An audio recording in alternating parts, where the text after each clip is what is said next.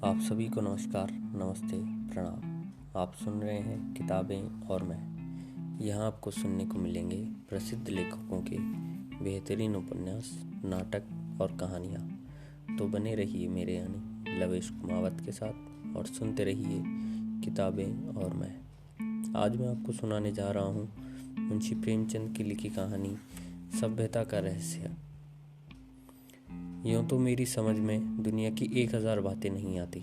जैसे लोग प्रातःकाल उठते ही बालों पर छुरा क्यों चलाते हैं। क्या पुरुषों में भी इतनी नज़ाकत आ गई है कि बालों का बोझ उनसे नहीं संभलता। एक साथ ही सभी पढ़े लिखे आदमियों की आंखें क्यों इतनी कमज़ोर हो गई हैं। दिमाग की कमज़ोरी ही क्या इसका कारण है या और कुछ।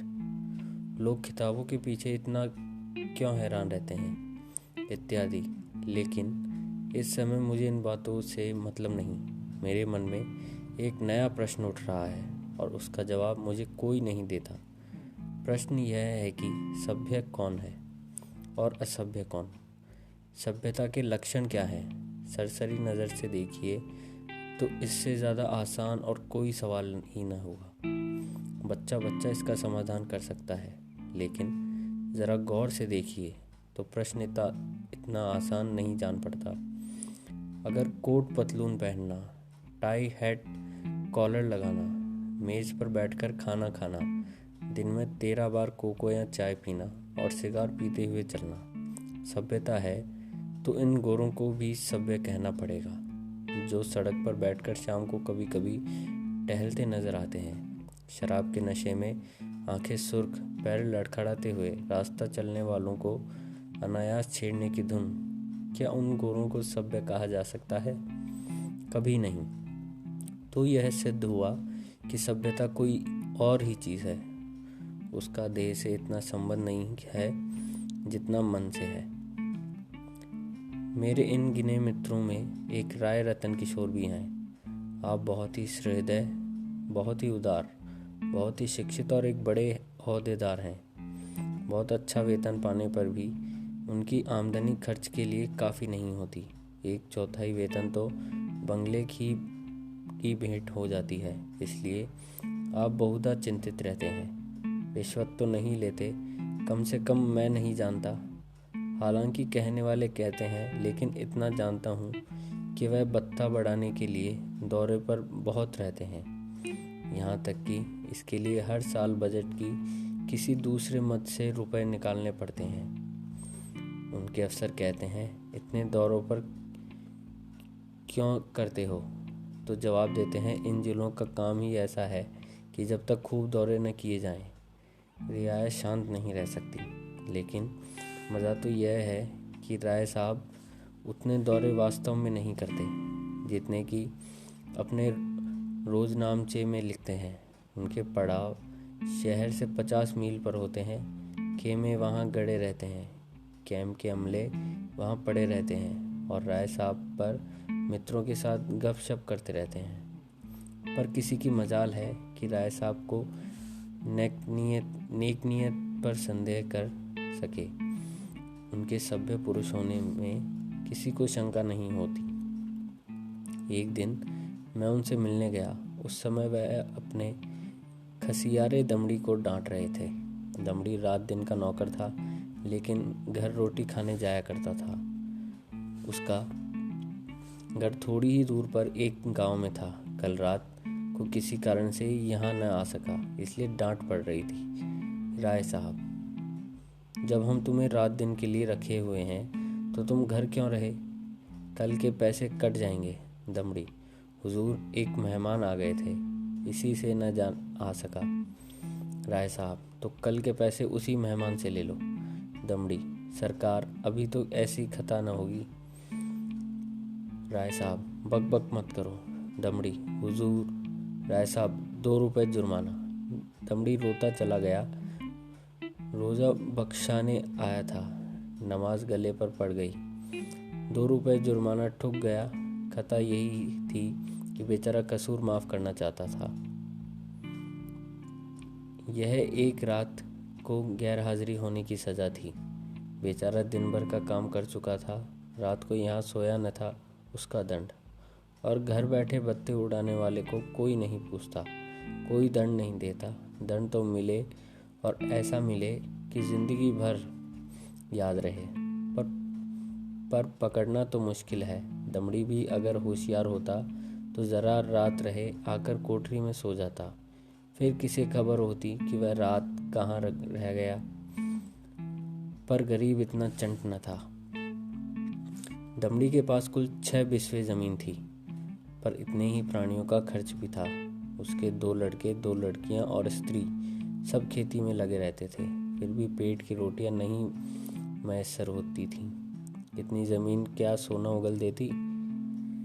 अगर सबके सब घर से निकल मजदूरी करने लगते तो आराम से रह सकते थे, लेकिन मौरूसी किसान मजदूर कहलाने का अपमान न सह सकता। इस बदनामी से बचने के लिए 2 बैल बांध रखे थे। उसके वेतन का बड़ा भाग बैलों के दाने चारे में उड़ जाता था। ये सारी तकलीफें मंजूर थी, पर खेती छोड़कर मजदूर बन जाना मंजूर न था। किसान की जो प्रतिष्ठा है वह कहीं मजदूर की हो सकती है, चाहे वह रुपया रोज ही क्यों न कमाए। किसानी के साथ मजदूरी करना इतने अपमान की बात नहीं। द्वार पर बंधे हुए बैल उसकी मान रक्षा किए करते हैं, पर बैलों को बेचकर फिर कहाँ मुंह दिखलाने की जगह रह सकती है। एक दिन राय साहब उसके सर्दी से कांपते देखकर बोले, कपड़े क्यों नहीं बनवाता, कांप क्यों रहा है? दमड़ी, सरकार, पेट की रोटी तो पूरा ही नहीं पड़ती, कपड़े कहाँ से बनवाऊं? राय साहब, बैलों को बेच क्यों नहीं डालता? सैकड़ों बार समझा चुका हूँ, लेकिन न जाने क्यों इतनी मोटी सी बात तेरी समझ में नहीं आती। दमड़ी, सरकार, बिरादरी में कहीं मुंह दिखाने लायक न रहूँगा, लड़की की सगाई न हो पाएगी, टाट बाहर कर दिया जाऊँगा। राय साहब, इन्हीं हिमाकतों से तुम लोगों की यह दुर्गति हो रही है। ऐसे आदमियों पर दया करना ही भी पाप है। मेरी तरफ फिर कर।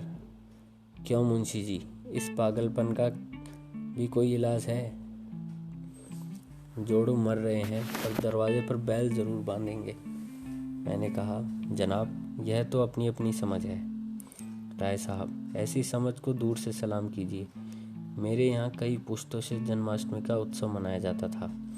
कई हजार रुपयों पर पानी फिर जाता था, गाना होता था, दावतें होती थी, रिश्तेदारों को न्योता दिए जाते थे, गरीबों में कपड़े बांटे जाते थे। वालिद साहब के बाद पहले ही साल में मैंने उत्सव बंद कर दिया। फ़ायदा क्या? मुफ्त के 4-5 हज़ार की चपत खानी पड़ती थी।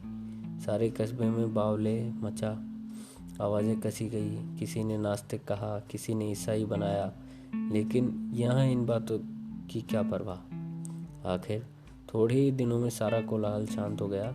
अजीब बड़ी दिल लगी थी।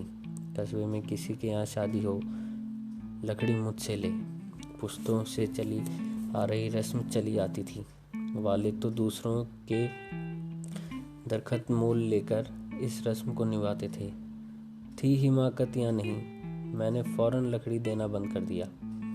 इस पर भी लोग बहुत रोए धोए, लेकिन दूसरों का रोना धोना सुनूं या अपना फ़ायदा देखूं, लकड़ी से कम 500 रुपये सालाना की बचत हो गई। अब कोई भूलकर भी इन चीज़ों के लिए दिक करने नहीं आता। मेरे दिल में फिर सवाल पैदा हुआ, दोनों में कौन सभ्य है? कुल प्रतिष्ठा का प्राण देने वाले मूर्ख दमड़ी, या धन पर कुल मर्यादा को बलि देने वाले राय रतन किशोर? राय साहब के इजलास में एक बड़े मार्के का मुकदमा पेश था। शहर का एक रईस खून के मामले में फंस गया था। उसकी जमानत के लिए राय साहब की खुशामदीं होने लगी। इज्जत की बात थी। रईस साहब का हुक्म था कि चाहे रियासत बिक जाए, पर इस मुकदमे को बेदाग निकाल जाऊं। डालियां लगाई गई, सिफारिशें पहुंचाई गई, पर राय साहब को कोई असर न हुआ। रईस के आदमियों को प्रत्यक्ष रूप से रिश्वत की चर्चा करने की हिम्मत न पड़ती थी। आखिर जब कोई बस न चला तो रईस की स्त्री से मिलकर सौदा पटाने की ठानी। रात के 10 बजे थे। दोनों महिलाओं में बातें होने लगी। 20,000 की बातचीत थी। राय साहब की पत्नी तो इतनी खुश हुई कि उसी वक्त राय साहब के पास दौड़ी हुई आई और कहने लगी, ले लो ले लो। राय साहब ने कहा, इतनी बेसब्री न हो। वह तुम्हें अपने दिल में क्या समझेगी? कुछ अपनी इज्जत का भी ख्याल है या नहीं? माना कि रकम बड़ी है, इससे मैं एक बारगी तुम्हें आए दिन की फरमाइशों से मुक्त हो जाऊंगा, लेकिन एक सिविलियन की इज्जत भी तो कोई मामूली चीज़ नहीं है। तुम्हें पहले बिगड़कर कहना चाहिए था कि मुझसे ऐसी बेहूदी बातचीत करनी हो तो यहाँ से चली जाओ, मैं अपने कानों से नहीं सुनना चाहती। स्त्री: यह तो मैंने पहले ही किया। बिगड़कर खूब खरी-खोटी सुनाई। क्या इतना भी नहीं जानती? बेचारी मेरे पैरों पर सिर रखकर रोने लगी।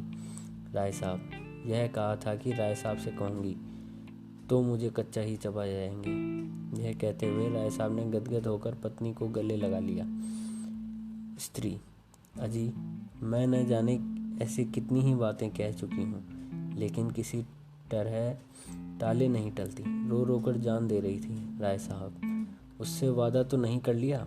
स्त्री: वादा? मैं रुपए लेकर संदूक में रखाई नोट थे। राय साहब: कितनी जबरदस्त अहकम हो। न मालूम ईश्वर तुम्हें कभी समझ भी देगा या नहीं। स्त्री: अब क्या देगा? देना होता तो दे दी होती। राय साहब: हाँ, मालूम तो ऐसा ही होता है। मुझसे कहा तक नहीं और रुपए लेकर संदूक में दाखिल कर लिए। अगर किसी तरह बात खुल जाए तो कहीं का न रहूं। स्त्री: तो भाई सोच लो, अगर कुछ गड़बड़ हो तो मैं जाकर रुपए लौटा दूं। राय साहब: फिर वही हिमाकत। अरे, अब तो जो कुछ होना था हो चुका। ईश्वर पर भरोसा करके जमानत लेनी पड़ेगी, लेकिन तुम्हारी हिमाकत में शक नहीं। जानती हो, यह सांप के मुंह में उंगली डालने जैसा है। यह भी जानती हो कि मुझे ऐसी बातों से कितनी नफरत है, फिर भी बेसब्र हो जाती हो। अब की बार तुम्हारी हिमाकत से मेरा व्रत टूट रहा है। मैंने दिन में ठान लिया था कि अब इस मामले में हाथ न डालूंगा, लेकिन तुम्हारी हिमाकत के मारे जब मेरी कुछ चलने भी पाए। स्त्री: मैं जाकर लौटाई देती हूँ। राय साहब: और मैं जाकर जहर खाए लेता हूँ। इधर तो स्त्री पुरुष में यह अभिनय हो रहा था, उधर दमड़ी उसी वक्त अपने गांव के मुखिया के खेत ज्वार काट रहा था। आज वह रात भर की छुट्टी लेकर घर गया था। बैलों के लिए चारे का एक दिन का भी नहीं है। अभी वेतन मिलने में कई दिनों की देरी है। मोल ले न सकता था। घर वालों ने इस दिन को कुछ घास छीलकर खिलाई तो थी, लेकिन ऊँट के मुंह में जीरा। उतनी घास से क्या हो सकता था? दोनों बैल भूखे खड़े थे। दमड़ी को देखते ही दोनों पूंछें खड़ी करके हुंकारने लगे। जब वह पास गया तो दोनों अपनी उसकी हथेलियां चाटने लगे। बेचारा दमड़ी मन सोचकर रह गया। सोचा, इस वक्त तो कुछ हो नहीं सकता, सवेरे किसी से कुछ उधार लेकर चारा लाऊंगा। लेकिन जब 11 बजे रात की उसकी आंखें खुली तो देखा कि दोनों बैल अभी तक नांद पर खड़े हैं। चांदनी रात थी। दमड़ी को जान पड़ा कि दोनों उसकी ओर उपेक्षा और याचना की दृष्टि से देख रहे हैं। उनकी शुदा वेदना देखकर उनकी आंखें सजल हो गई। किसान को अपने बैल अपने लड़कों की तरह प्यारे होते हैं। वह उन्हें पशु नहीं, अपना मित्र और सहायक समझता है। बैलों को भूखे खड़े देखकर नींद आंखें भाग गई। कुछ सोचा हुआ उठा, हंसियां निकाली और चारे की फिक्र में चला। गांव के बाहर बाजरे और ज्वार के खेत खड़े थे। दमड़ी के हाथ कांपने लगे, लेकिन बैलों की याद ने उसे उत्तेजित कर दिया। चाहता तो कई बोझ काट सकता था, लेकिन वह चोरी करते हुए भी चोर न था। उसने केवल उतना ही चारा काटा जितना बैलों को रात भर के लिए काफ़ी हो। सोचा, अगर किसी ने देख भी लिया तो उससे कह दूंगा बैल भूखे थे इसलिए काट लिया। उसे विश्वास था कि थोड़े से चारे के लिए कोई मुझे पकड़ नहीं सकता। मैं कुछ बेचने के लिए तो काट नहीं रहा हूँ। फिर ऐसा निर्भय कौन है जो मुझे पकड़ ले? बहुत करेगा, अपने दाम ले लेगा। उसने बहुत सोचा। चारे का थोड़ा होना ही उसे चोरी के अपराध से बचाने में काफ़ी था। चोर उतना काटता जितना उसे उठ सकता। उसे किसी फायदे और नुकसान से क्या मतलब? गांव के लोग दमड़ी को चारा लिए जाते देखकर बिगड़ते जरूर, पर कोई चोरी के इल्जाम में न फंसाता। लेकिन संयोग से हल्के के थाने का सिपाही उधर जा निकला। वह पड़ोस में एक बनिए के यहाँ जुआ होने की खबर पाकर कुछ ऐंठने की टोह में आया था। दमड़ी को चारा सिर पर उठाते देखा तो संदेह हुआ, इतनी रात गए कौन चारा काटता है? हो ना हो कोई चोरी से काट रहा है। डांट कर बोला, कौन चारा लिए जा रहा है? खड़ा रह। दमड़ी ने चौंक कर पीछे देखा तो पुलिस का सिपाही। हाथ पांव फूल गए, कांपते हुए बोला, हुजूर थोड़ा ही सा काटा है, देख लीजिए। सिपाही, थोड़ा काटा हो या बहुत, है तो चोरी। खेत किसका है? दमड़ी, बलदेव मेहता का। सिपाही ने समझा शिकार फंस गया, इससे कुछ ऐठूंगा, लेकिन वहाँ क्या रखा था? पकड़कर गांव में ले आया और वहाँ भी कुछ हत्ते चढ़ता न दिखाई दिया तो थाने ले गया। थानेदार ने चालान कर दिया। मुकदमा राय साहब ही के इजलास में पेश किया। राय साहब ने दमड़ी को फंसे हुए देखा तो हमदर्दी के बदले कठोरता से काम लिया। बोले, यह मेरी बदनामी की बात है, तेरा क्या बिगड़ा? साल 6 महीने की सज़ा हो जाएगी। शर्मिंदा तो मुझे ही होना पड़ रहा है। लोग यही तो कहते होंगे कि राय साहब के आदमी ऐसे बदमाश और चोर हैं। तू मेरा नौकर न होता तो मैं हल्की सज़ा देता, लेकिन तू मेरा नौकर है, इसलिए कड़ी से कड़ी सज़ा दूंगा। मैं यह नहीं सुन सकता कि राय साहब ने अपने नौकर के साथ रियायत की। यह कहकर राय साहब ने दमड़ी को 6 महीने की सख्त कैद का हुक्म सुना दिया। उसी दिन उन्होंने खून के मुकदमे में जमानत ले ली। मैंने दोनों वृत्तांत सुने और मेरे दिल में यह ख्याल और भी पक्का हो गया कि सभ्यता केवल हुनर के साथ ऐब करने का नाम है। आप बुरे से बुरा काम करें, लेकिन अगर आप उस पर पर्दा डाल सकते हैं तो आप सभ्य हैं, सज्जन है, जेंटलमैन है। अगर आप इस सिफत में नहीं तो आप असभ्य हैं, गंवार हैं, बदमाश है। यह सभ्यता का रहस्य है। तो यह थी आज की कहानी। आशा करता हूँ आपको यह कहानी अच्छी लगी होगी। तो ऐसी ही और कहानियों के लिए सुनते रहिए किताबें और मैं। तब तक के लिए धन्यवाद।